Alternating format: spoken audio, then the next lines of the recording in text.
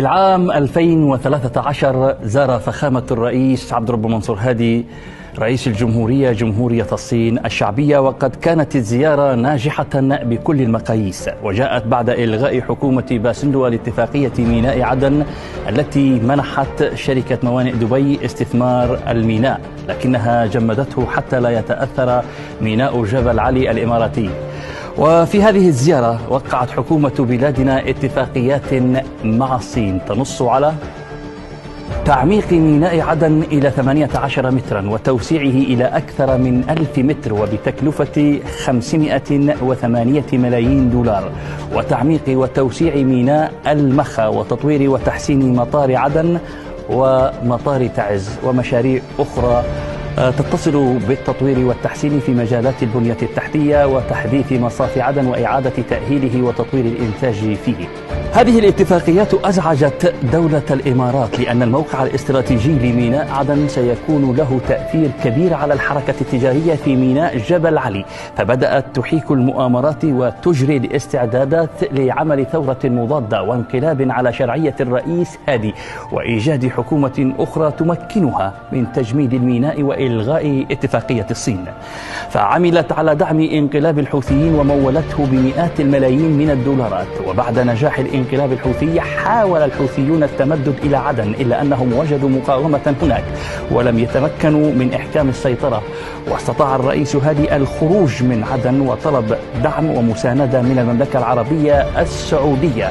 ولمعرفة الملك سلمان بخطورة تمكن إيران عبر ميليشياتها الحوثية من السيطرة على اليمن سارع إلى إعلان التحالف العربي. حينها وجدت الإمارات نفسها في مأزق، فهي تعرف صرامة الملك وتعرف أيضا عدم تهاونه في محاربة المد الفارسي، ورأت أن ما خططت له وأنفقت الملايين من أجله سيذهب أدراج الرياح، فسارعت إلى طلب الانضمام إلى التحالف لتتمكن من تنفيذ أجندتها بعد إفشال هادي مخططها السابق وتدخل المملكة. وبعد انضمامها للتحالف أخذت على عاتقها تحرير السواحل والجزر والموانئ، هو هدفها من الالتحاق بركب التحالف، فأعدت العدة لتحرير عدن والسيطرة على الجزر وباب المندب. وبعد تمكن أبناء عدن الأحرار من تحرير مدينتهم بدعم من التحالف طبعا، تواجدت الإمارات بقوة في المناطق الساحلية وقامت بإنشاء ميليشيات تتبعها تمويلا وتسليحا، وأوكلت إليها مهمة التخلص من كل قادة المقاومة الذين حرروا عدن لتتمكن من فرض سيطرتها على ميناء عدن وكل المناطق الساحلية المحررة. وقتلت ميليشياتها كل القيادات والعلماء وأئمة المساجد بدعوى أنهم إخوان أو إصلاح. وبعد إحكام السيطرة بدأت بمساومة هادي على التوقيع على عقود إيجار لميناء عدن وجزيرة سقطرى التي تحاول الانقلاب فيها هذه الأيام. وحين رفض التوقيع بدأت الضغوطات والابتزاز وعرقلت عمل الحكومة في عدن وسيطرت على كل المنافذ البرية والبحرية والجوية، وأصبح الحاكم العسكري الإماراتي في عدن هو الآمر الناهي فيما يتعلق بالجنوب، وسيطرت على ميناء بلحاف الغازي، ثم منعت طائرة الرئيس من الهبوط في مطار عدن ومنعته من العودة. قامت بأكثر من محاولة انقلابية على الحكومة في عدن، وكانت تلك المحاولات مجرد إنذارات على هادي يتراجع لكن دون جدوى، مما اضطرها للجوء لعملية استخبارية تمت من خلالها تصفية أبي اليمامة. وهذه العملية كانت الشرارة الأولى للانقلاب المتكامل والسيطرة على كل مؤسسات الدولة وقتل كل المعارضين لتواجدها داخل عدن وطرد الحكومة من عدن.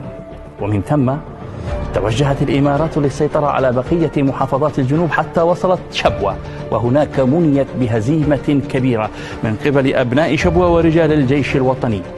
وتوجه الجيش بعد دحرهم من شبوة نحو عدن، فاستعاد أبين من أيدي الإنقلابيين وحاصر عدن ولم يدخلها خوفا على حياة المدنيين. لكن الإمارات حين وجدت أن عدن وميناءها سيذهب من يدها مرة أخرى قامت طائراتها بقصف الجيش الوطني بعشرات الغارات، واستدعت ميليشياتها من كل الجنوب للدفاع عن عدن التي تعتبرها ملكية خاصة.